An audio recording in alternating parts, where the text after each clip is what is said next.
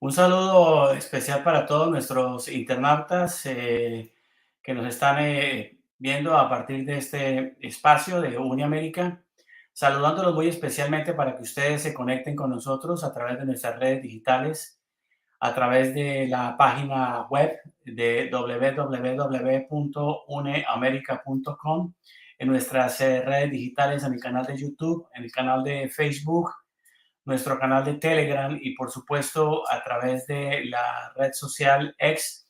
Vamos a estar hoy precisamente transmitiéndoles a ustedes el análisis y los comentarios de lo que ha representado y ha significado para América Latina y particularmente para todo el continente americano la reelección del presidente actual de los salvadoreños, Nayib Bukele. Ustedes lo ven ahí en pantalla. Por supuesto, este ejercicio de la democracia que se cumplió en El Salvador en las últimas semanas ha generado fuertes críticas por una parte y segundo porque ha sido también un trabajo mancomunado del presidente Nayib Bukele en mantenerse en la primera línea en lo que tiene que ver con los procesos electorales en Salvador. 85% de sus electores votaron por él y él forma parte del partido Nuevas Ideas, el único partido, valga la pena repetir esto, el único partido que tiene en este momento el mayor número de diputados en el Congreso de los salvadoreños. Vamos a saludar a nuestros colegas que van a participar en este ejercicio de reflexión, saludando muy especialmente a nuestra colega, escritora y periodista Elvira Sánchez Blake. Bienvenida, Elvira, un abrazo muy especial en estar con nosotros. Mucho gusto, Carlos Alberto. Es un placer participar en este programa con un tema tan importante en este momento para lo que significa la democracia en el hemisferio. Saludamos también, bueno, recordemos que nuestra querida colega está aquí en el estado de la Florida, en la ciudad de Venice, si no me equivoco, mi querida Elvira, costa oeste de los Estados Unidos, en la zona de Florida, ¿es correcto? Bueno, pues me alegra mucho, mi querida Elvira, que nos acompañes con tus reflexiones y análisis. Saludamos también a nuestro colega desde Colombia, Jorge Sánchez Vargas. Bienvenido, Jorge, un abrazo muy especial. Gracias por estar en este ejercicio de producción ejecutiva con Uniamérica. Bienvenido. Pues un saludo especial para Elvira Sánchez y por supuesto para usted, Carlos Alberto, sobre todo, como se señaló, en ese interés de conocer los entresijos de la democracia en un país como El Salvador, que recientemente tuvo un proceso electoral y que todavía no concluye, todavía se están en los escrutinios. Muy bien, muchas gracias a Jorge Sánchez y por supuesto tenemos hoy un invitado realmente especialísimo en este ejercicio de entender lo que está pasando con la democracia en El Salvador. Un país de 6 millones de personas aproximadamente y por supuesto hoy es debate para algunos y para otros, por supuesto, están festejando la llegada de la reelección del presidente salvadoreño Nayib Bukele, que nosotros hemos colocado el equipo de UNE la pregunta entre el populismo y la tentación totalitaria. Eso ya nos arroja ya unas frases importantes para el análisis de hoy, invitándolos a todos ustedes para que nos escriban en el chat de Uniamérica a través de Facebook, a través de la página del Circuito Abierto Internacional, en nuestro canal de YouTube que está también abierto, sobre las reflexiones y las preguntas y observaciones que vamos a dar alrededor de este tema. Queremos saludar a Eduardo Escobar. Bienvenido, Eduardo. Un saludo especial. ¿Lo ven ustedes ya en pantalla? Buenas noches. Gracias por la invitación. Un gusto. Bueno, Eduardo Escobar es abogado. Además de abogado, tiene su maestría en desarrollo social o en ciencias sociales, ¿verdad, Eduardo? Sí, así es. Con una firma, con una de las entidades más importantes de investigación social en América Latina que se llama Flaxo.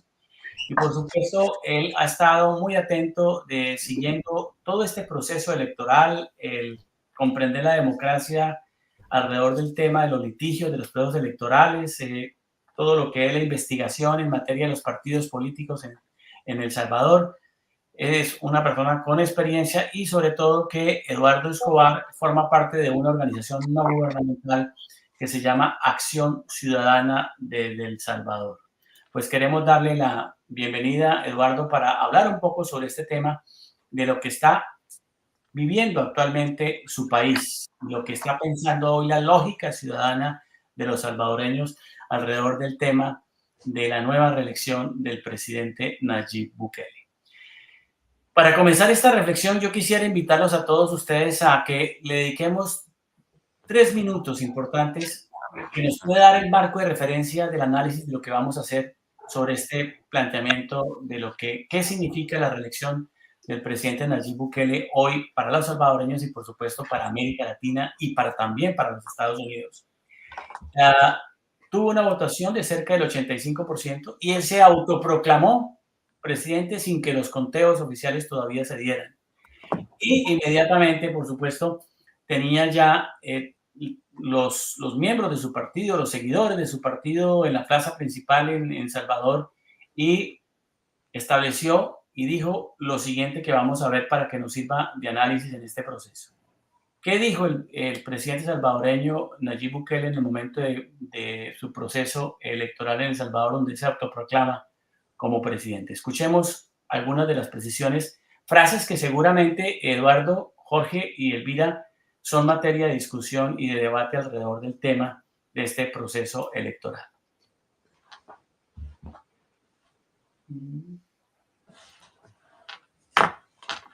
La presidencia de la República por segunda vez con más del 85% de los votos, sino que hemos ganado la Asamblea Legislativa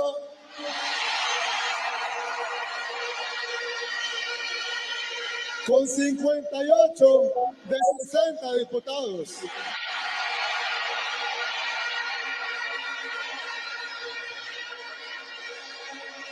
Como mínimo.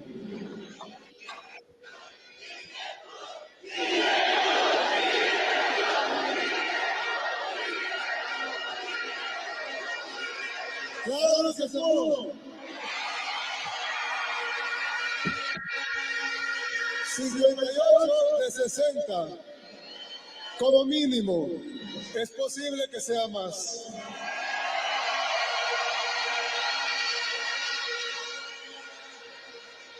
Sería la primera vez que en un país existe un partido único en un sistema plenamente democrático. Toda la oposición junta quedó pulverizada.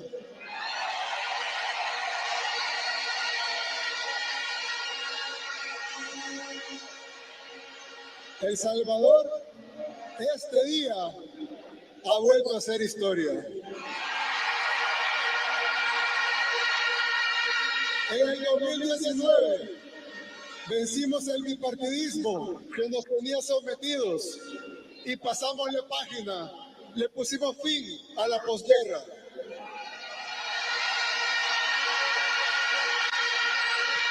Pero no teníamos gobernabilidad. Recuerden cómo peleamos con la Asamblea en ese tiempo, no dejaban que hiciéramos nada bueno para el pueblo.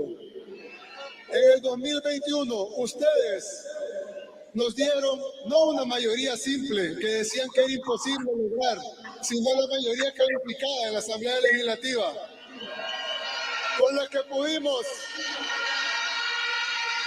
pudimos el pueblo salvadoreño con sus representantes sacar a la sala de lo constitucional anterior, sacar al fiscal general anterior. Bueno, estos son algunos de las primeras frases que el presidente actual de El Salvador, Nayib Bukele, ratifica y, por supuesto, genera una profunda discusión temática y analítica sobre lo que ha dicho en 3,5 minutos al comenzar su proceso de discurso en su proceso de reelección. Frases que nos convocan un poquito para el tema, mi querido Jorge Sánchez y Elvira, que seguramente ustedes han tomado nota. Dice el presidente que la verdadera democracia está en el partido único partido de un sistema plenamente democrático. Paremos ahí. Eduardo, actualmente se vive la democracia plenamente en San Salvador con un único partido político. ¿Cuál es su Bueno, interpretación sobre el particular?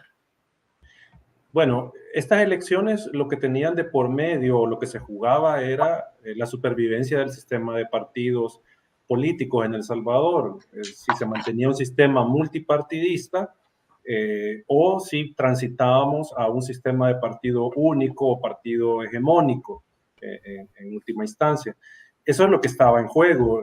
Pareciera que no se va a cumplir, digamos, este designio del presidente de que se convierta El Salvador en un sistema de partido único, o partido hegemónico, perdón, porque en la Asamblea Legislativa, por los resultados que se están conociendo, van a existir otras fuerzas políticas. Obviamente van a ser meramente ornamentales, no van a tener poder de veto, no van a poder aprobar leyes ni nada, pero digamos, no vamos a tener, pareciera, un Congreso unipartidario, sino que vamos a tener un Congreso con varios partidos, solo que partidos minúsculos en su capacidad de incidencia, y el partido Nuevas Ideas con pues la mayoría.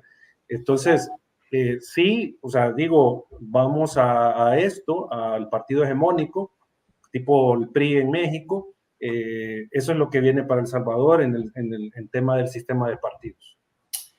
Y eso podemos atarlo con algo que él menciona después, donde dice que la oposición prácticamente quedó pulverizada. ¿Es eso cierto? Sí, ha quedado bastante golpeada porque brevemente el proceso electoral no fue competitivo. O sea, si nosotros comenzamos a analizar las situaciones que se dieron previo al proceso electoral, nosotros vemos que los partidos no tuvieron fondos públicos que les correspondía para hacer campaña, no tuvieron apoyo del financiamiento privado, o sea, las empresas las dejaron de financiar, cambiaron las reglas electorales para que el presidente pudiera ganar las mayorías, para que él se pudiera inscribir como candidato. También la autoridad electoral pues, no fue eficiente en administrar pronta y cumplida justicia. Obviamente se usaron recursos estatales para beneficiar al partido oficial y al presidente. Entonces fue una contienda no equitativa que terminó de debilitar a la oposición, porque la oposición en El Salvador no es que venga fuerte o que viniera fuerte. La oposición desde el 2018 comenzó su caída. Ahí vimos que los partidos políticos perdieron votos. En la elección legislativa 2018, el FMLN se derrumbó en esa elección, y en la presidencial tuvimos, del 2019, el siguiente año, tuvimos, digamos, la debacle. Ahí sí los partidos políticos, digamos, el FMLN de tener 1,5 millones de votos, terminó con 300,000 más o menos, y quedó debilitado. Igual el partido Arena quedó debilitado, y digamos, el golpe de gracia fue la elección 2021, donde la oposición no pudo en esos 3 años recomponerse, y terminó cediendo todas las mayorías en el Congreso. Entonces ya la oposición venía muy golpeada, no se pudo recuperar, y en esta elección 2024 pues se confirma esa situación de la oposición política en El Salvador. Mire, he de confesarles que yo viendo esas imágenes transmitidas por los medios públicos franceses, France 24, que hicieron un ejercicio muy interesante de divulgación, hablando del presidente con un vestuario muy parecido al color del palacio, sus enfoques visuales de imágenes de luz que salían para darle mayor esplendor, debidamente maquillada a la esposa y él, por supuesto. Entonces le da a uno una sensación como si fuera un profeta, un hombre que viene a salvar, un hombre que da toda una visión del mundo, pone a la gente, a la multitud a contestar lo que él pregunta intencionalmente. En fin, ¿cómo ven ustedes eso? Les hago la pregunta también a Elvira y a Jorge Sánchez. Adelante, Elvira. Bueno, yo quisiera decir que es que esto cumple con los requisitos de lo que es una figura autoritaria que se declara como el salvador, ¿no? Y que contiene los 3 elementos que son la religión, porque él ya se ha hecho creer ante el pueblo que es como el salvador, como Dios. Él habla con Dios, él le pregunta a Dios, él le dice a la población que él le preguntó a Dios qué debía hacer y Dios le contestó. Entonces eso convence terriblemente a la gente y por supuesto con esa figura que realmente es una figura muy bien presentada, todo eso, más el hecho de que tiene una popularidad increíble en el pueblo, en la gente. Hay mujeres que dicen que es tan guapo, que es tan bien parecido y todo eso tiene un elemento muy convincente, más la labia que tiene, porque la forma como se expresa, de verdad es un orador extraordinario, sabe manejar muy bien las palabras, la oratoria, exactamente lo que el pueblo quiere oír. Entonces realmente cumple con todo esto de lo que es un caudillo, de lo que es un profeta, como tú dijiste, de lo que se impone como esta figura salvadora, ¿no? Que es muy, pues obviamente, muy convincente, pero a la vez muy maléfico, porque cuando vemos el otro lado, entonces es donde vemos qué es lo que está del otro lado, ¿no? Cómo maneja esta teatralidad, el performance del mandatario, ¿no? Es muy peligroso ese tipo de caudillo. Jorge, dentro de su estudio, un poco de lo que ha venido explorando usted sobre la personalidad de Nayib Bukele en materia de su historia personal, un hombre de clase media, medio acomodado, ¿no? Con un simbolismo religioso muy fuerte. ¿Cómo mira usted esto? ¿Qué podemos decir sobre el particular? No, indudablemente pues que el gran tema de la política en general hoy en día es dónde termina el racionamiento y las propuestas y dónde comienza toda la emocionalidad. La gente finalmente necesita apelar a quien cree que le va a resolver los problemas en una sociedad que está debatida todos los días, está acorralada todos los días por temas o de ineptitud o de corrupción. Y en ese sentido me parece que más que opinar, lo que quisiera es preguntarle, teniendo en cuenta la organización laboratorio que tiene el profesor Eduardo Escobar, es cómo cree usted que se llegó a esto, porque cuando uno mira la hoja de vida, la hoja de logros de Nayib Bukele, pues es un hombre que su padre le sirvió siempre a la izquierda y él nace realmente en una organización de izquierda como fue el Frente Farabundo Martí. Y sin embargo, debido a una dificultad que tuvo cuando fue alcalde, donde trató mal a una mujer, lo expulsan del partido y él crea un nuevo partido y perdió. Y sin embargo, después ya es desde un partido de derecha donde él logra entrar y cambia completamente, si no el discurso, sí, el discurso también, pero cambia totalmente sus actuaciones.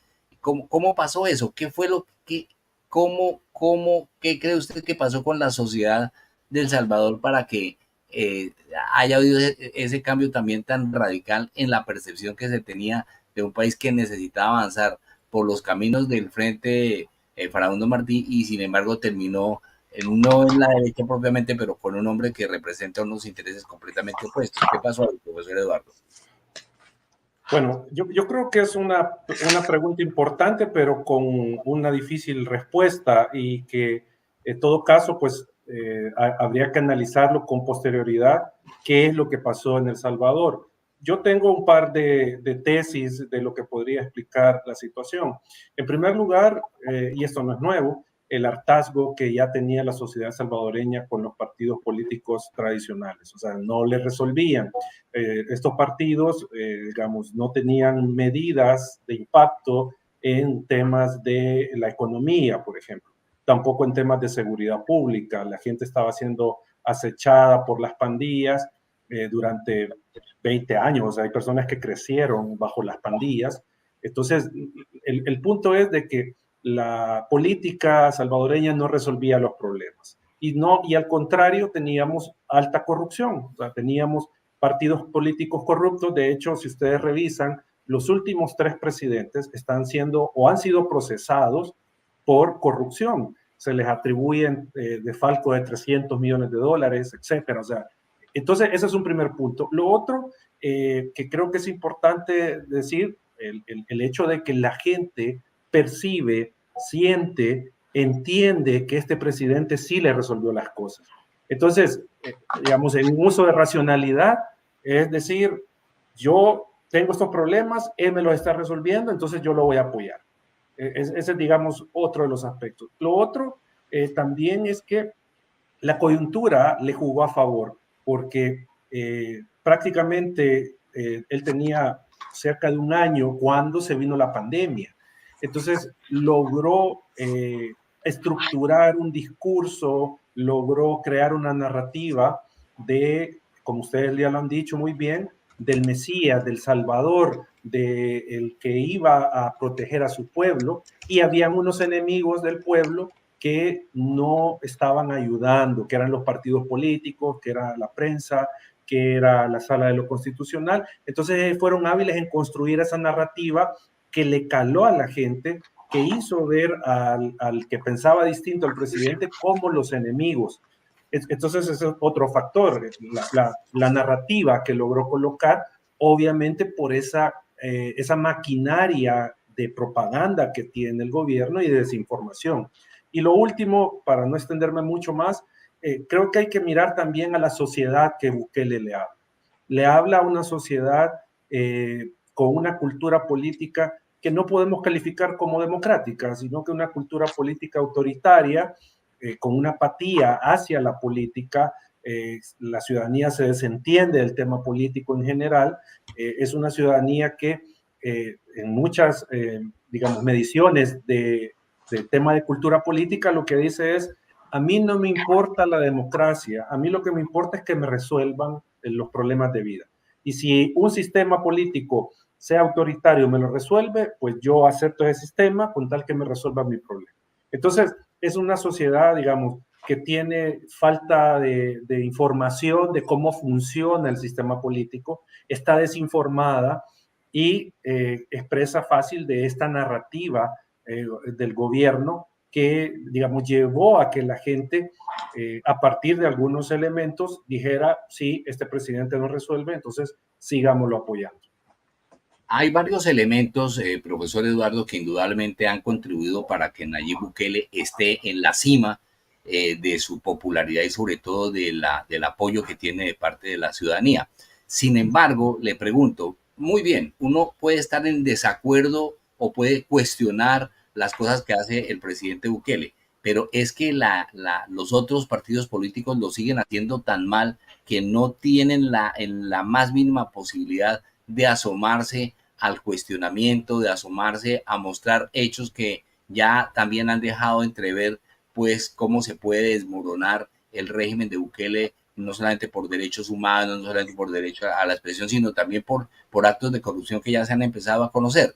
¿Qué puede estar pasando entonces con los contradictores? ¿No son lo suficientemente fuertes en la argumentación?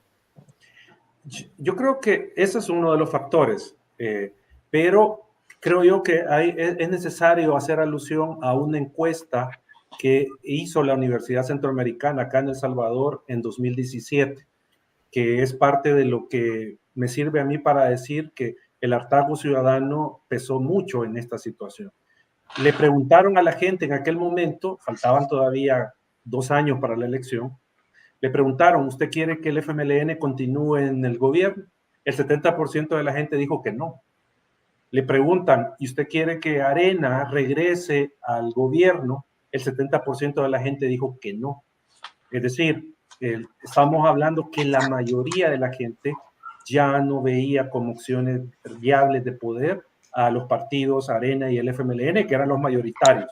Entonces, digamos, por más que la oposición quisiera hacer algo, ya tenía esa lápida muy pesada del rechazo ciudadano.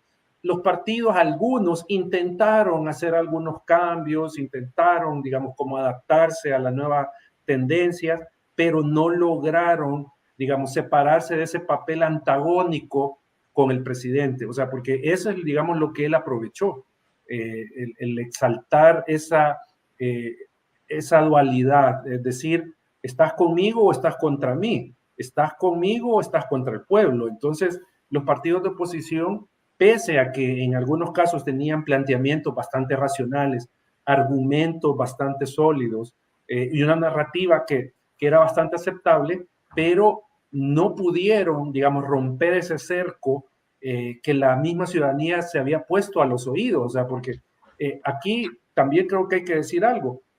por muy bueno el discurso y por mucho que se hubiese fundamentado, la gente cerró sus oídos a todo lo que no fuera el presidente. Y aquí tal vez brevemente un aspecto que creo que va a ser de estudio. El salvadoreño cambió sus patrones para medir a los políticos, al político. Ya no es, digamos, si ha sido corrupto, ya no era si, digamos, al menos ofrece algo, sino que cambió sus patrones y ahora mide a los políticos como que fueran rockstar. Porque si ustedes ven, esas imágenes dicen mucho, ese discurso en el Palacio, como ustedes bien advertían, todo bien preparado, todo.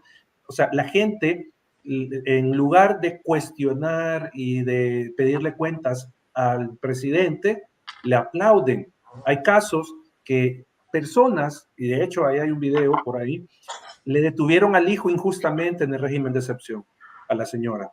Ella dice de que hay un error, que no, él no tenía nada que ver con las pandillas, pero dice, pero pese a eso, yo voy a votar por el presidente porque nos ha traído seguridad. Entonces, o sea, estamos en una situación bien complicada porque es la gente la que está apoyando y dándole, digamos, alas al presidente para seguir haciendo lo que quiera, más allá de que la oposición pueda tener o no un buen discurso. Pero mire, en esta gráfica que vamos a ver a continuación, que está tomada parte de la investigación que Acción Ciudadana de El Salvador realiza, es precisamente cómo se muestra el número del padrón electoral utilizado por los partidos políticos salvadoreños en sus elecciones internas. Ustedes ven en la franja roja, en el año 2015, que hay una gran presencia del Frente Farabundo Marte y Liberación Nacional, 2015 en adelante. Pasa una franja azul del partido político Arena, luego viene el Arena y van creciendo, los otros van disminuyendo, el FML ahí, y van disminuyendo la Arena, hasta llegar al año 2019, donde esta franja azul, que ustedes ven ahí, la franja azul celeste, es el color del partido Nuevas Ideas, hasta donde ha llegado ya en el año 2019. Es decir, en 4 años, según esta gráfica, usted, por favor, Eduardo, me corrige la interpretación, la lectura que estoy haciendo sobre esta gráfica. En menos de 4 años, el partido Nuevas Ideas está creciendo de manera alarmante para coger toda la totalidad del movimiento de los partidos políticos, del padrón electoral, perdón. Hasta el punto de que el presidente en este momento dice que prácticamente 58 diputados ya prácticamente están ya en el Congreso de El Salvador. ¿Hay algo más que agregarle a esto? Por supuesto, ustedes ven ahí los números, los colores, los puntos de los colores de 13 partidos políticos. 13 partidos políticos para quedar reducidos en los últimos digamos, 4 años, 5 años, a un solo partido único. Uno podría decir, ¿eso realmente es un ejemplo de democracia? ¿O es que la gente, como usted lo dice, la gente está viviendo una democracia con miedo, con angustia, con preocupación? No le importa ya, es un tema de carácter económico, sino que exista el tema de seguridad, que entre otras cosas no lo hemos tratado y que fue la bandera realmente política del presidente Nayib Bukele. ¿Qué podemos decir sobre el particular, Eduardo? Adelante. Bueno, no, estos datos que se están mostrando son el tamaño de los padrones electorales de cada partido para sus internas. Y ahí podemos ver que, digamos, en los años que se ha planteado los datos es porque solo ese partido tuvo elecciones internas. Pero lo que llama la atención es que, por ejemplo, los partidos Arena, FMLN, se vinieron abajo en el número de afiliados, y el partido Nuevas Ideas, pese a que no tenemos información oficial de ellos, subió bastante el tema de sus empadronados. O sea, eso, digamos, es lo que tiene que ver con este gráfico de la participación de los partidos políticos y su militancia. Pero Eduardo, pero si extrapolamos este gráfico para lo que fue la realidad de la votación electoral ahora, en este momento, según esta tendencia, el color azul celeste que corresponde al partido Nuevas Ideas arrasa con los demás partidos. Eso es evidente, ¿no? Ah, no, eso sí, o sea, claro, digamos, esto ya era un signo de lo que venía. O sea, los partidos políticos perdieron mucha militancia, perdieron estructuras, que valga decir, muchas de estas pasaron al partido Nuevas Ideas. O sea, porque eso es lo que se ha señalado. El partido Nuevas Ideas se vendió como un partido de renovación, un partido nuevo, que no tenía nada que ver con el pasado, pero tenía políticos del pasado, o sea, estructuras de los partidos políticos que habían participado en actos de corrupción y todo esto. Entonces, digamos, siguiendo esta lógica, sí, se ha dado esta traslación de militancia, de estructura, de recursos económicos hacia el partido Nuevas Ideas, porque nosotros hemos medido el tema del financiamiento privado que reciben los partidos. Y eso se vino a pique, o sea, los partidos recibían millones de dólares en financiamiento de empresas, personas naturales y todo esto, y eso se perdió, ya no reciben ese financiamiento. O sea, sino que ahora, sin duda, aunque no tenemos datos oficiales porque no es un partido transparente, el Partido Nuevas Ideas tiene esas aportaciones en su patrimonio. Aparte que usan recursos del Estado para promocionar sus campañas, ¿no? Entonces, es un problema serio en el que quedaría el sistema de partidos porque se confirmaría, digamos, la tendencia de 2021, que el partido Nuevas Ideas, pues, tomó el control total de la Asamblea Legislativa y la mayoría de municipios. Lo que uno se pregunta ahora, no sé si ustedes están de acuerdo, es que esa narrativa de seguridad planteada por el presidente Nayib Bukele finalmente lo llevó a tener estos niveles de aceptación muy fuertes en El Salvador. Algunos estudiosos sobre este tema, usted me corrige por favor, Eduardo, han dicho que la tasa de homicidios ha bajado de 38 personas por cada 100.000 habitantes. Es decir, que el promedio en América Latina de homicidios intencionales está en 16.4 y El Salvador, a través de la figura del presidente Nayib Bukele, llegó a tener 7.8. Es decir, por debajo de la tasa promedio de América Latina, hoy El Salvador representa que ha disminuido notablemente el tema de homicidios intencionales en El Salvador. Esa narrativa de él le ha dado la bandera central de su proceso de gobierno. Hoy las cosas van a ser diferentes, ¿o no? Porque, ¿cómo lo miran ustedes? Uno escucha, ve las lecturas que se hacen de los medios de comunicación latinoamericanos y de otros, le preguntan a la gente común y corriente y dice, bueno, sí, creemos en el presidente, pero yo estoy sin empleo, no tengo cómo trabajar, me falta, no tengo para financiar mi pequeña empresa. Es decir, ¿cómo lo lee usted, Eduardo? Bueno, yo creo que en primer lugar hay que decir que la gente en general ve bien la perspectiva de país. Le han hecho en algunas encuestas la pregunta de cómo ve el rumbo de El Salvador. El 80-70% lo ve optimista, ve que va bien el asunto. Pues, pero obviamente es lo que yo mencionaba, el tema de que es una población que, digamos, el tema político no le gusta, no lo entiende, no tiene la suficiente información sobre esto. Entonces, la gente dice, no, el país va por buen rumbo, va por buen camino.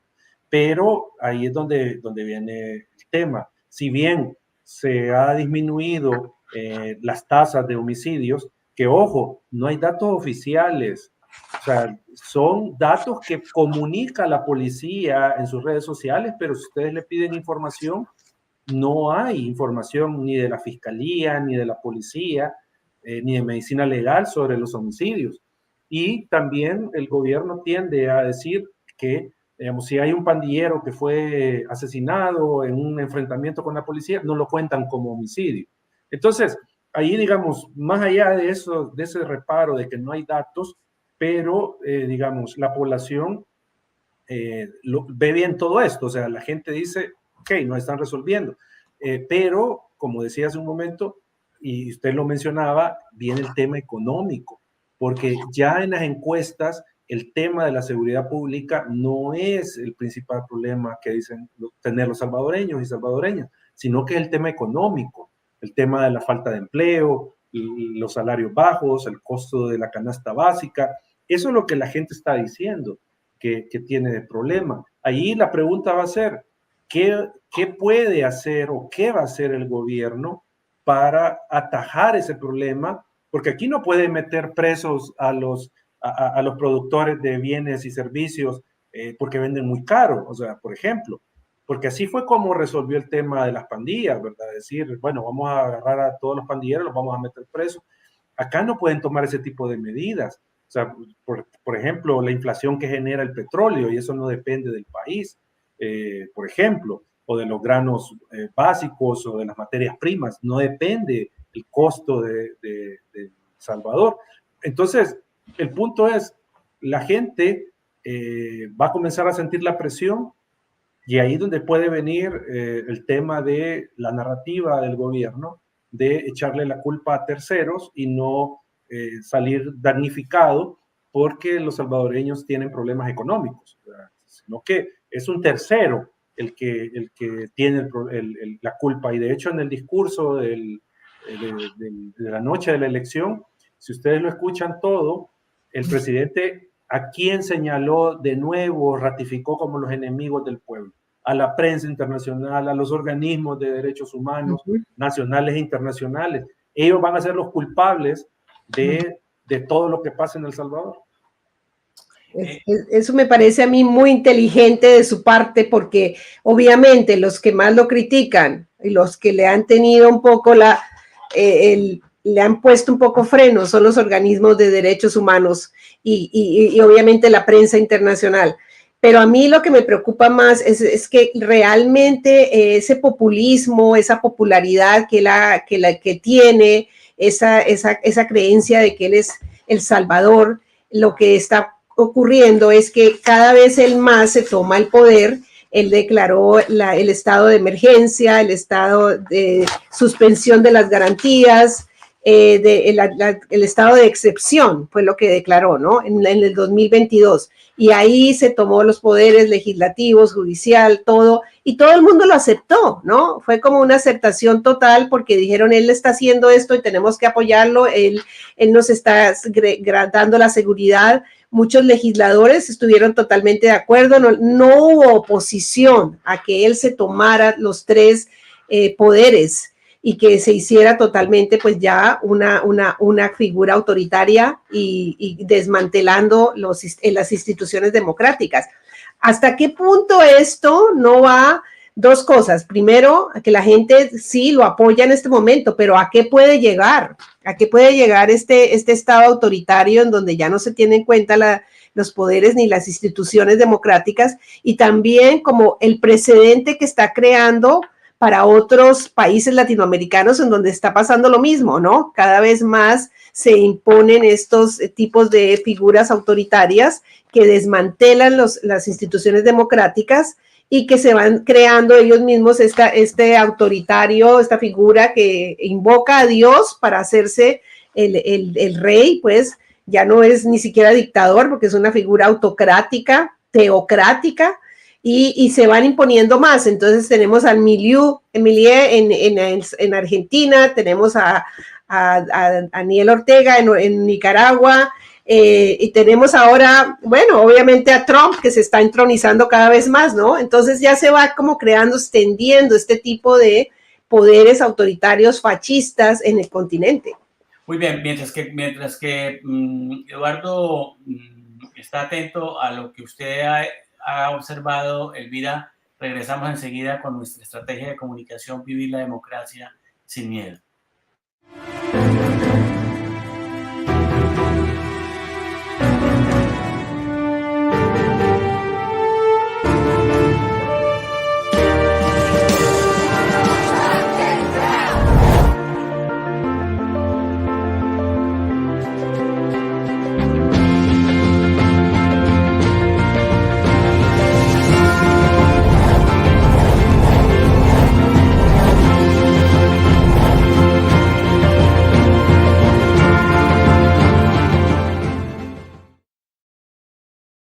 Bueno, esta forma parte de la estrategia de UniAmérica en materia de promover y educar políticamente en el ejercicio de la democracia a quienes nos escuchan, y por eso en los últimos meses hemos venido desarrollando una serie de programas que tocan con el tema de la democracia.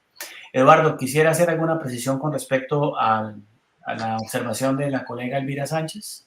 Sí, yo creo que hay dos cosas, y Elvira mencionaba algo importante: el ejemplo para la región. Hay que decirlo claro, El Salvador en términos democráticos no está siendo el ejemplo a seguir. O sea, Y aquí creo que confluye algo de fondo, el tema de la interpretación que ha hecho el presidente y que ha trasladado sobre la democracia. O sea, a la gente le ha dicho que nunca vivió en democracia y que ahora sí se está viviendo. Entonces, ahí está el problema. Si la ciudadanía no puede diferenciar un sistema democrático que no era perfecto, que hasta cierto punto era fallido, pero que estaba construyéndose alguna institucionalidad versus a un proyecto autoritario populista, ahí hay un problema. O sea, fácilmente le vende el autoritarismo envuelto en regalo y con luces. Entonces la gente lo compra, dice qué bonito está esto. Y eso es lo que está pasando en El Salvador. O sea, la gente, al no tener claro qué implica una democracia, y también al no tener una mayor beneficio de la democracia, aparece el ungido y le dice, esto es democracia, ¿sí? Esto es lo que tú necesitas, y como digo, tiene algunos resultados y la gente dice, me quedo con esta, entre comillas, democracia.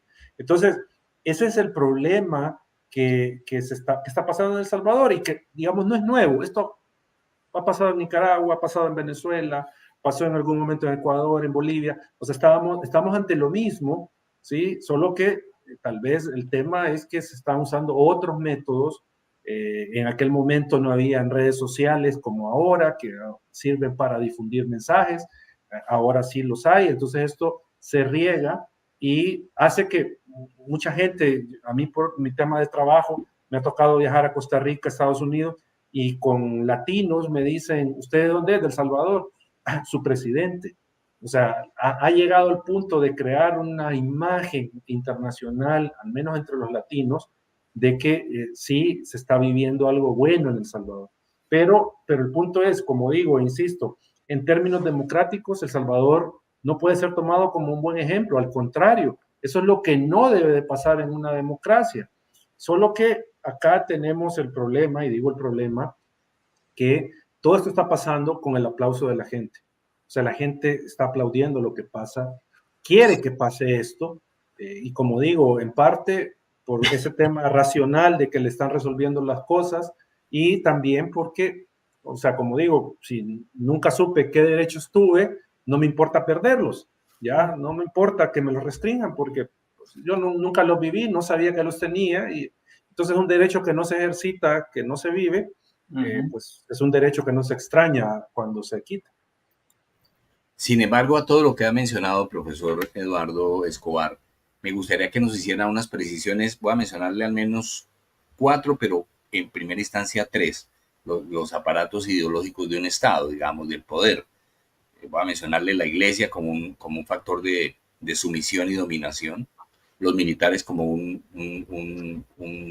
estrato de coercitivo, de fuerza, y por supuesto los empresarios generadores de la economía, que es lo que finalmente mueve a la gente. ¿Qué papel están jugando esos tres? Y hablamos del cuarto después. ¿Qué papel están jugando esos tres, que es Iglesia, el sector militar y el sector empresarial, para apoyar al presidente Bukele? Bueno, en el tema de las iglesias, digamos, no podemos unificarlas, que todas están en contra o que todas están a favor del régimen, porque aquí tenemos un sector de la Iglesia Católica que sí está, digamos, señalando los abusos del gobierno. ¿Ya? Hay un sector de estos. También las iglesias cristianas evangélicas, tenemos algunas que, y de hecho algunas que son bastante grandes, que están señalando los errores del gobierno, las violaciones a derechos humanos, etcétera. Entonces tenemos esos sectores tanto de la Iglesia Católica como de la Iglesia Cristiana Evangélica. Pero tenemos otro sector de la Iglesia Católica. Perdón. ¿Y qué papel el Islam, que de alguna manera él y su familia han sido los mayores promotores de las mezquitas, no solamente en El Salvador, sino en América Central? ¿Qué papel ha jugado ahí esas organizaciones religiosas?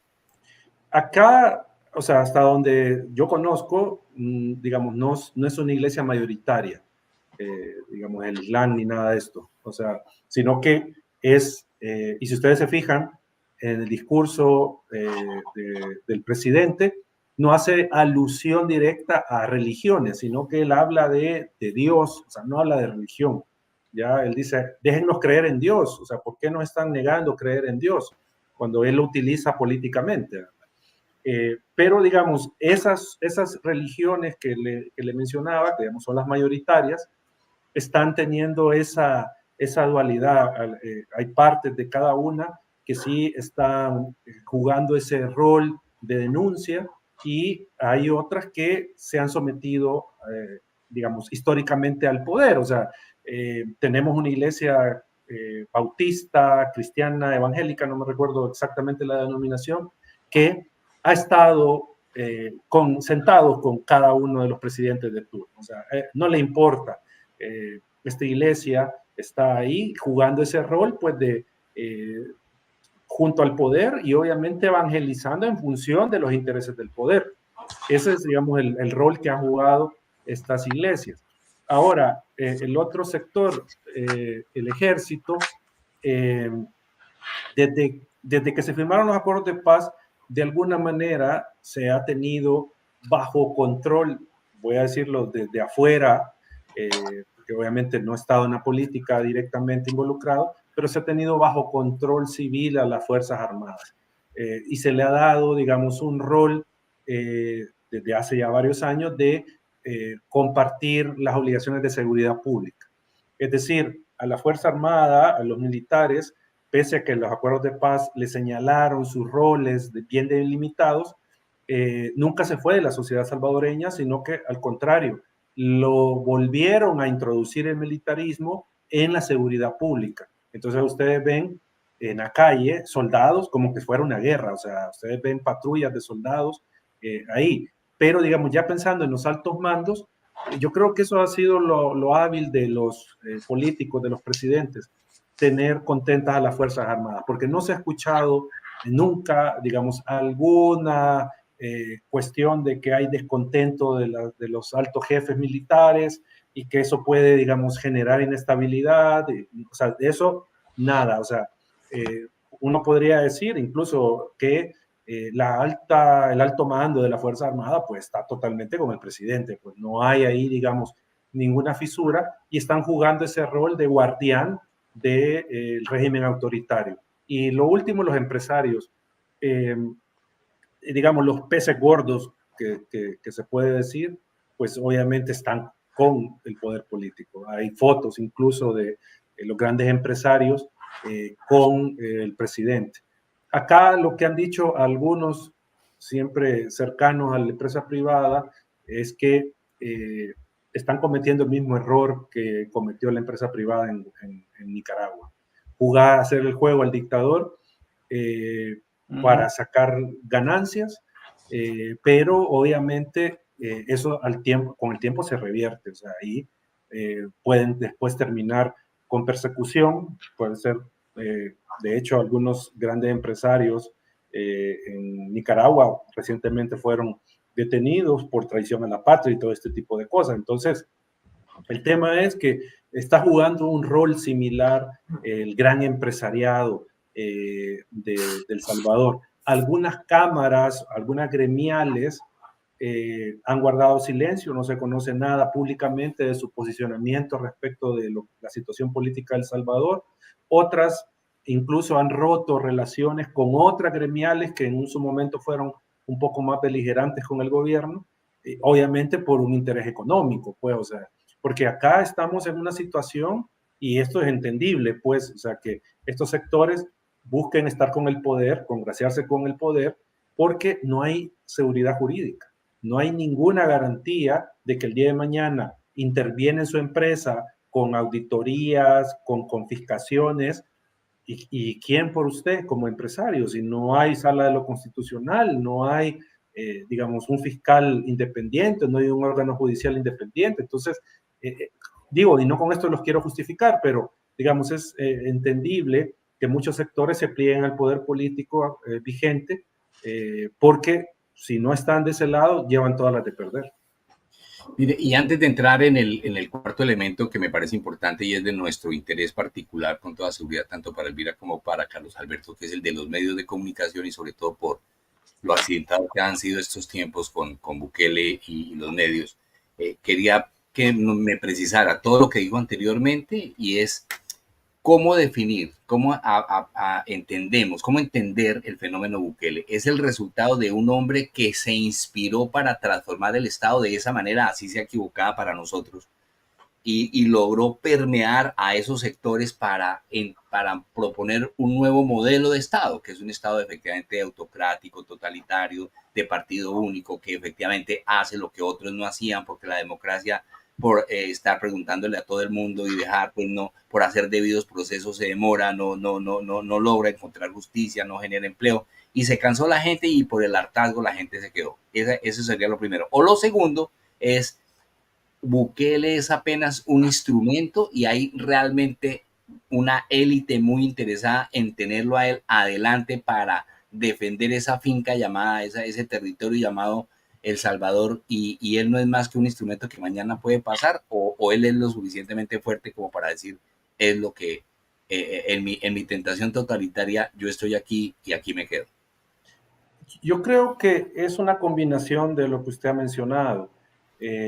Solo que tal vez ahí, digo, en las entradas del poder podemos saber si él va adelante y atrás están quienes mueven los hilos, o él está a la par de quienes mueven los hilos, o sea, están confabulados, o no es así. O sea, no podría decir quién está adelante, quién está atrás, pero sí, lo que sí se puede mencionar es que hay un acuerdo, hay, digamos,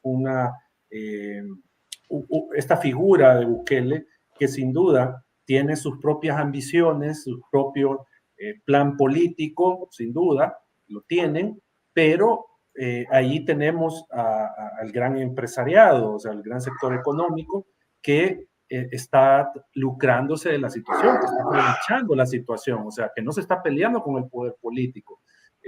Entonces, digo, habría que ver quién es el instrumento de quién, porque también hay que decir algo, una gran empresa nacional, si se pone a pelear, como decía hace un momento, con el presidente, puede tener represalias, o sea, va a tener algunas consecuencias acá y no hay seguridad jurídica. Entonces es difícil que, digamos, estas empresas puedan jugar un rol de oposición, no política, pero sí, digamos, mire, no estamos de acuerdo con lo que está pasando, ¿verdad? Pero el punto es, habría que determinar quién tiene, digamos, el control de esa relación, porque él tiene todo el poder de tomarse una empresa y ya lo hicieron. Mandaron a la fiscalía a una empresa, una figura de oposición, digamos, cerraron la empresa, le incautaron, no sé a esta altura si está funcionando o no, a un empresario del transporte colectivo, de los buses, del transporte público, le confiscaron todas sus unidades, son como 200, creo yo, le confiscó el Estado. Está prohibida la confiscación. Entonces, el punto es, si confrontan, hay una consecuencia, pero en esa medida, de esa relación, no sabemos quién es el instrumento de quién. Al menos yo no podría asegurar que él es el instrumento del poder económico o viceversa, porque también pueda que ahora con el poder que tiene, él ponga las condiciones al poder económico y tengan esa relación simbiótica de, ok, no me molestas, no te molesto, hagamos dinero juntos. Yo quería traer a colación un tema que es muy importante, que yo creo que tenemos que abordarlo, que es el de las maras. O sea, obviamente Bukele ganó toda su popularidad y todo su poder porque logró someter a las bandas delincuenciales, a las pandillas, a las maras, y yo creo que es lo que todo el mundo le aplaude en el mundo, porque esto era pues obviamente un régimen de terror que tenía sometido a todo, no solamente a El Salvador, a todo Centroamérica, ¿no? Era una cosa terrible. Pero yo viendo algunas cifras hoy, que no sé si serán verdad o no, decía que de los 65,000 detenidos que hay en la megacárcel en realidad solamente el 25% son realmente estos pandilleros, que la mayoría son inocentes. Dime si esto es verdad o no, y si, qué sabes sobre esto, y si en realidad se ha logrado someter verdaderamente, y si esto ha sido lo que el mayor atributo de Bukele. Bueno, en primer lugar, no hay datos oficiales, comprobables del número de detenidos. O sea, no hay esa información. O sea, el gobierno lo único que hacía era en redes sociales, por medio de su aparato de propaganda, diciendo, hoy capturamos a 2.000 pandilleros. Hoy capturamos a tantos. O sea, pero si uno pide, digamos, cifras a la policía de detenciones, no dan esa información. O sea, qué quiero decirles con esto? Nosotros hemos asumido que efectivamente hay 70.000 detenidos, ¿sí? Porque el gobierno ha señalado y la fiscalía ha señalado que eso es lo que se ha detenido, pero no hay una forma digamos, de comprobar que efectivamente son esas 70.000 personas. O sea, ese es un primer punto.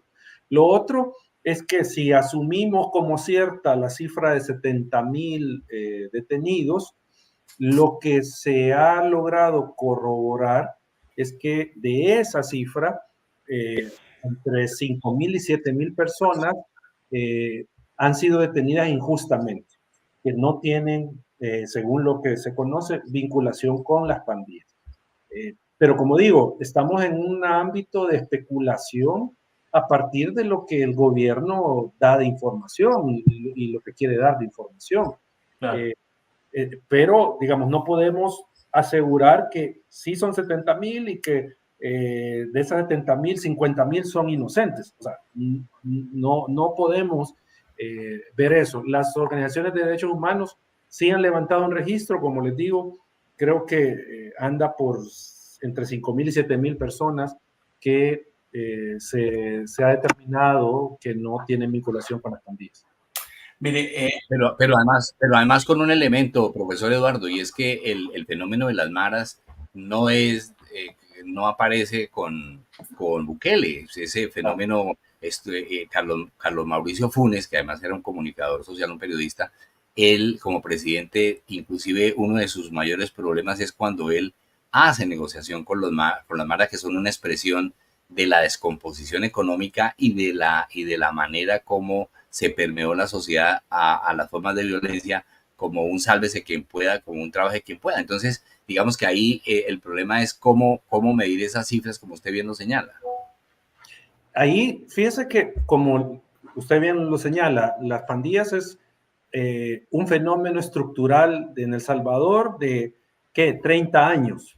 Porque las pandillas, luego de que se firmó la paz en el 92, las pandillas no pasaban de ser un grupo de personas, mayoría alumnos de institutos nacionales, que se agarraban a pedradas en la calle, o que robaban una gorra, o que agredían a algún rival de otra institución. Eso eran las pandillas, de eso no pasaba el asunto. Pero poco a poco fueron mutando y fueron tomando, digamos, ya esta forma de terroristas, criminales, hasta lo que se convirtieron ahora. Pero creo que es importante decir algo, que esto, aquí es donde uno no se explica por qué la gente ahora no reacciona cuestionando al gobierno. Una de las cuestiones que se le señalaron a los partidos de oposición es sus vinculaciones con las pandillas. Usted señalaba el caso de Mauricio Funes, que hasta se le llamó la tregua con las pandillas. Después se descubrió conversaciones y negociaciones del partido Arena con los pandillas también.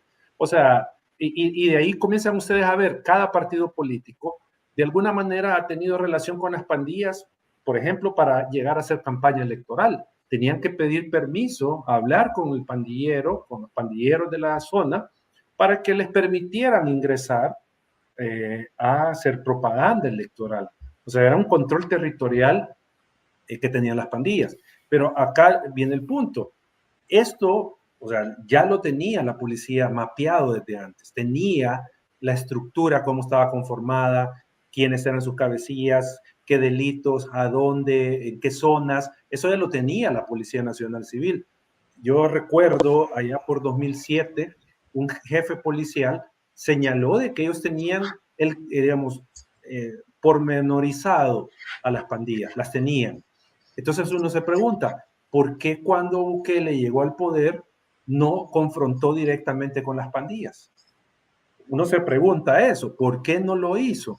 Y luego comenzó el Faro, un medio de comunicación que se conoce a nivel latinoamericano, reveló que personeros de, cuando él era alcalde, personeros de Bukele, se habían reunido con las pandillas. Y poco a poco se fueron conociendo datos hasta llegar al punto de que efectivamente, según el Faro, el gobierno tenía relación con las pandillas. Entonces, uno puede decir, pero o sea que también el gobierno, el actual gobierno tiene responsabilidad en las muertes que se dieron desde 2019 hasta 2022 que tomaron el régimen de excepción. Sin duda tiene responsabilidad el gobierno.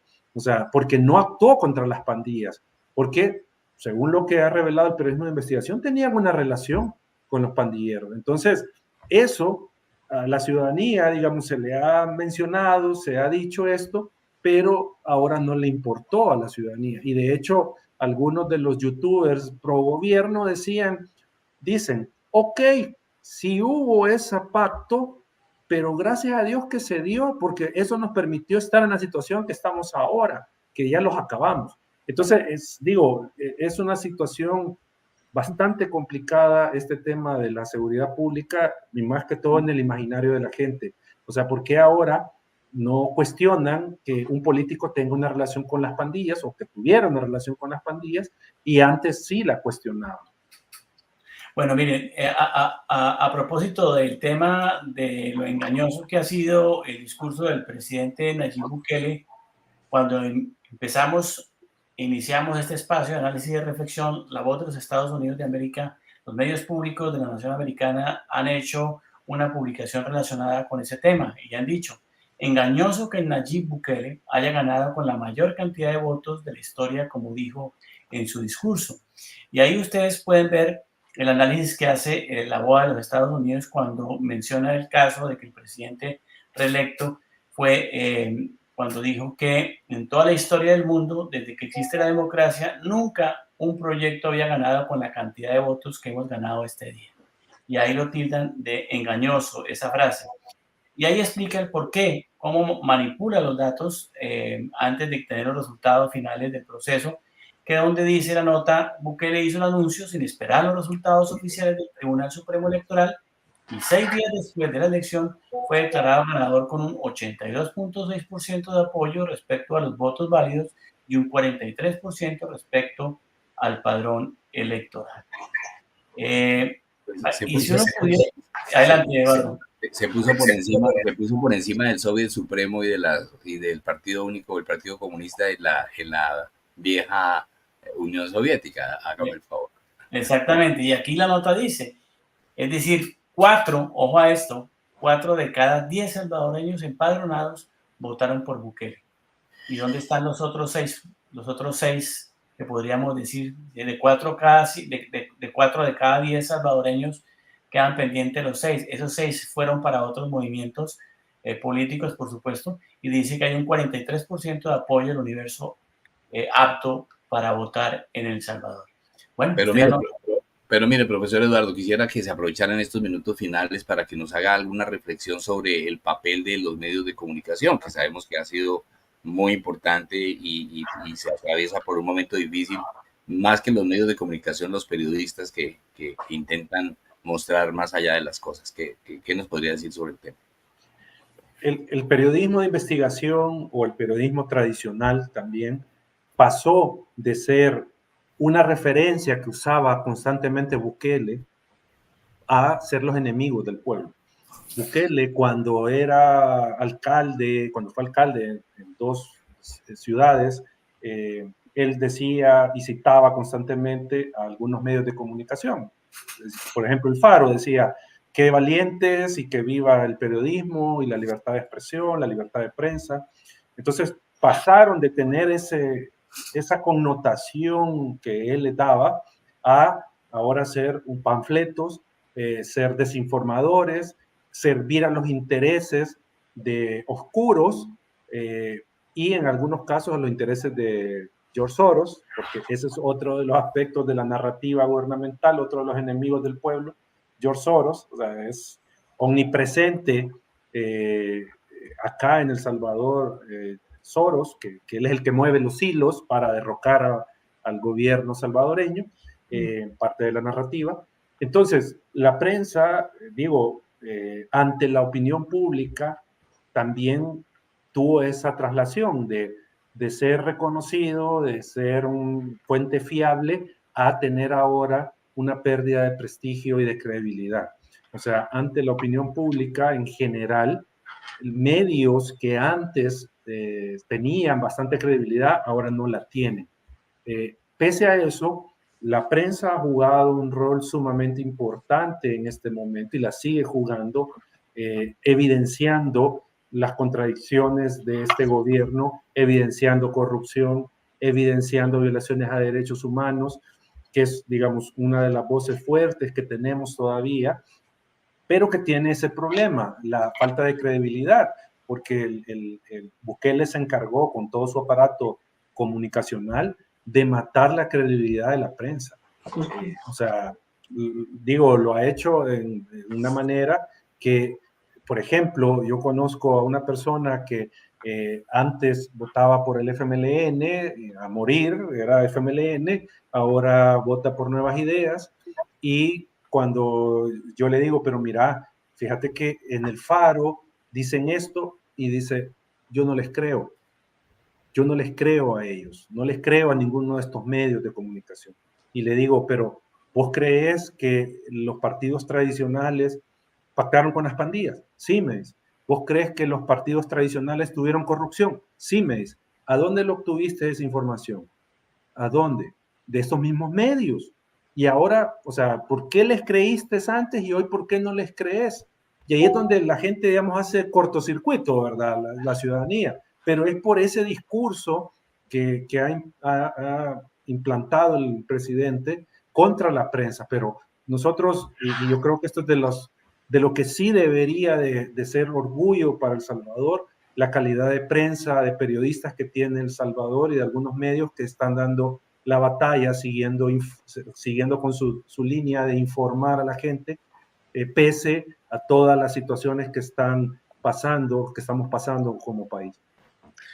Muy bien, yo creo que se nos ha finalizado el tiempo. Ha sido muy interesante este diálogo con usted, Eduardo. Le quiero agradecer a nombre del equipo de UNE su Carlos participación. Alberto, Carlos Alberto, qué pena, Carlos Alberto, solamente quiero plantearle la última pregunta al profesor Eduardo, y es el papel de Estados Unidos. Uno encontraba hace 2 años, 3 años, digamos, una cierta mirada de desconfianza de parte del presidente Biden y de los emisarios del presidente Biden, que fueron varias veces a El Salvador y también a Guatemala, y miraban con mucha desconfianza el proceso que venía desarrollando Bukele en ese momento, no tan crecido como está hoy, pero ya se notaba cierto malestar de parte de Estados Unidos. Hoy siente uno que Estados Unidos ha bajado la guardia, quizá por la cantidad de líos que tiene el presidente Biden y por todo lo que significa la arremetida de Trump ahí. Entonces uno siente al contrario, que antes lo tenían más sintonizado, lo estaban midiendo más, y hoy se han retirado. Entonces ese papel también, ese viento a favor también le juega mucho a Bukele para decir, si nadie me mira, yo sigo haciendo lo que quiera. Porque fíjese, por ejemplo, uno de los logros importantes que se había logrado con Mauricio Funes, ¿cierto? Que de alguna manera fue el primer presidente, digamos, de izquierda en un país centroamericano elegido. Allá había una garantía a la ley de acceso a la información pública. Eso se terminó ahora. El régimen de excepción ha debilitado la democracia por completo, y la información pública o la clasifican o como confidencial o como reservada, y ese es uno de los primeros problemas que tiene el periodista, porque no puede hacer confrontación ni puede hacer verificación de la información. Pero el tema es cómo ve la relación de Estados Unidos. Yo creo que en general quiero referirme mejor a la comunidad internacional, ¿sí? La comunidad internacional, al principio de que comenzaron, digamos, los eventos que ya estaban marcando el ritmo autoritario del gobierno, me refiero a la toma militar de la Asamblea Legislativa, por ejemplo, que fue en 2020, luego la destitución de los magistrados de la Sala Constitucional, del fiscal. En ese momento la comunidad internacional fue bastante contundente, bastante clara en rechazar ese tipo de medidas.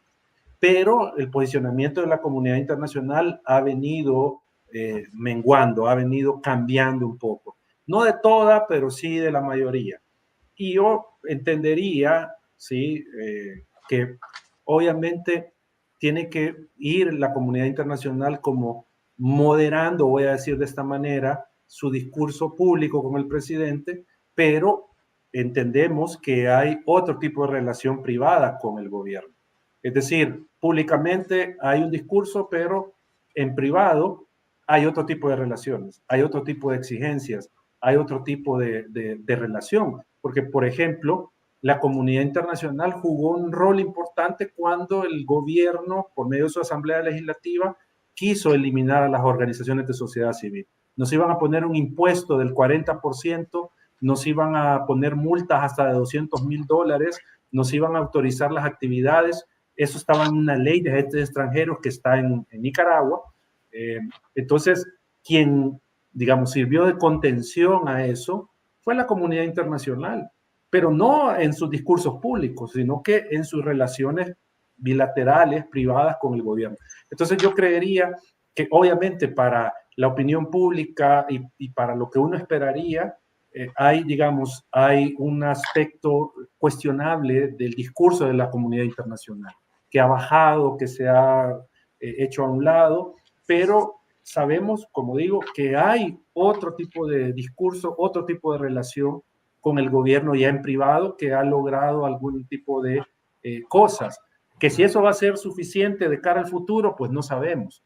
Lo que algunos han dicho es, la comunidad internacional está viendo morir a El Salvador, la democracia de El Salvador, convirtiéndose en una dictadura, y no se hizo nada, pero esa es la situación que estamos viviendo. Bueno, muy bien, Eduardo, muchas gracias por su participación. Elvira, para cerrar nuestro programa hoy con conclusiones. No, pues aquí nos dejas con muchas reflexiones con respecto a lo que significa la democracia, el valor de las instituciones, también la desesperación de un pueblo que ha pasado por una historia tan sufrida, tan violenta, donde en realidad, como yo he escuchado hoy en varias entrevistas y lo ha dicho el profesor, sí, ellos no han vivido una democracia. El Salvador no ha vivido una democracia. Demasiados regímenes corruptos. ¿Cuántos presidentes están en la cárcel en este momento? Entonces la gente sí, yo creo que ha actuado en un estado de desespero, y esto es el resultado, que alguien se imponga como un autoritario, dictador, fascista, y que la gente lo aplauda. Ese es el peligro que estamos viviendo. Bueno, muchas gracias al abogado Eduardo Escobar, director ejecutivo de esta organización no gubernamental, una organización muy importante que hace análisis sobre el tema político, sobre los procesos electorales en El Salvador. Que no sea esta la última oportunidad, nuestro querido Eduardo Escobar, vamos seguramente a tenerlo como importante en este ejercicio de pensamiento y de reflexión para nuestros internautas en Uniamérica. Muchas gracias. No, gracias a ustedes por la invitación, un gusto compartir, y pues esperemos que haya otra próxima. Muchas gracias. Y cerramos, por supuesto, nuestro espacio, como siempre, en nuestra campaña de estrategia de comunicación. Mira, a usted un abrazo especial, y a Jorge Sánchez desde Colombia también, con nuestra estrategia de vivir la democracia sin miedo. Volvemos a encontrarnos la semana entrante con otros temas importantes. Vamos a desarrollar, estén muy atentos a las páginas de promoción de Uniamérica sobre el tema de la comunicación política, hoy muy de moda, con estas polarizaciones de partidos políticos que hay en los Estados Unidos y desde luego en lo que viene para la nación americana. Y vamos a tener también la precisión sobre unos temas de carácter local para ciudades locales, como las ciudades hoy en los Estados Unidos, ciudades medianas y pequeñas, por debajo de 100,000 habitantes, tienen dificultades desde el punto de vista y preocupaciones sobre servicios públicos, sobre seguridad, sobre otros temas importantes que vamos a discutirlo con los alcaldes locales y comisionados de las ciudades. Un abrazo para todos y seguimos entonces en Conexión Abierta. Gracias, Elvira. Gracias, Jorge. Eduardo, un abrazo especial para la gente de Acción Ciudadana. Hasta pronto.